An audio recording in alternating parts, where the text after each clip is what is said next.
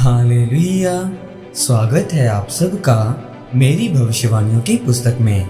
तो आइए हम आज के पवित्र वचन को पढ़ेंगे जो कि परमेश्वर के दास प्रेरित अंकुर यूसुफ नरूला जी के द्वारा लिखा गया है। अपने पापों से मन फिरा लो, जैसा कि लूका की पुस्तक अध्याय 13 उसकी 4 और 5 आयत में लिखा है।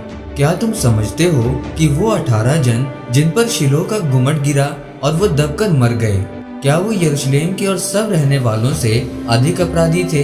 मैं तुमसे कहता हूँ कि नहीं, परंतु यदि तुम मन न फिराओगे तो तुम भी इसी रीति से नष्ट होगे।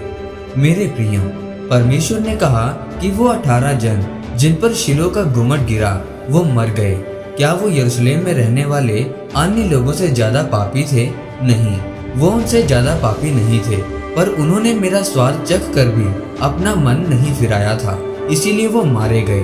मेरे प्रियो, अपनी जिंदगी को हल्के में ना लें, क्योंकि ये आपको वो नहीं देती जिसके आप योग्य हैं, बल्कि ये आपको वो देती हैं जिसके लिए आप लड़ते हैं। आज बहुत सारे लोग हैं जो अपनी जिंदगी में असफल हैं और हार चुके हैं। वो असफल इसलिए नहीं है कि उन्हें मौके नहीं मिले, बल्कि उन्होंने अपने जीवन में मौकों का फायदा नहीं उठाया।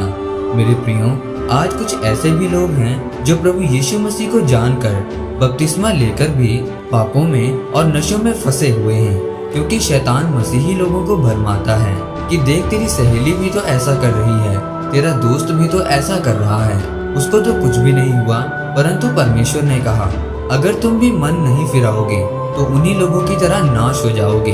अन्य जाति आपसे 10 गुना ज्यादा बुरे काम करके बच सकते हैं, क्योंकि वो अभी वचन को नहीं जानते, परंतु जो वचन को जानता है और मन नहीं फिराता वो नाश हो जाएगा।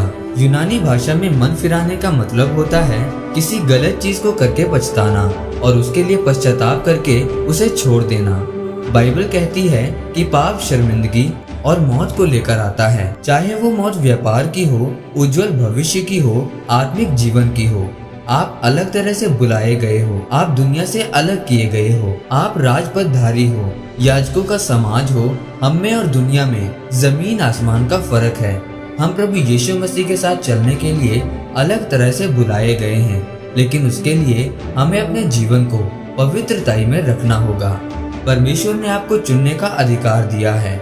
आपको मालूम है कि शैतान झूठा है। वो आपको कह सकता है कि कोई बात नहीं, ये तो छोटी मोटी बात है, तुम ऐसा कर सकते हो, तुम कभी कभी शराब पी सकते हो। पर याद रखना, शैतान जब अपने बाएं हाथ से आपको कुछ मीठा खाने को देगा तो अपने दाएं हाथ से आपकी जिंदगी से वो चीज छीन लेगा जिसके ऊपर आपकी पूरी जिंदगी निर्भर करती है। इसीलिए मेरे प्रियो, आप भी अपने पापों से मन फिराकर परमेश्वर के वचनों पर चलते जाएं। शैतान आपको भरमाने के लिए जरूर आएगा, पर अगर आप परमेश्वर के वचन पर खड़े रहेंगे तो परमेश्वर आपकी रक्षा करेगा और आपको जय दिलाएगा। आमीन। आइए इस अंगीकार को आप मेरे साथ एक मन होकर करें। सर्वशक्तिमान परमेश्वर, मैं इस वचन के लिए आपका धन्यवाद करता हूँ। परमेश्वर, मैं अपने पापों का अंगीकार करता हूँ और अपने मन को फिराकर आपके वचनों पर चलने का फैसला करता हूँ, प्रभु यीशु मसीह के नाम में। आमीन। परमेश्वर आप सबको आज के वचन के ऊपर मनन करने के द्वारा आशीषित करें। आमीन।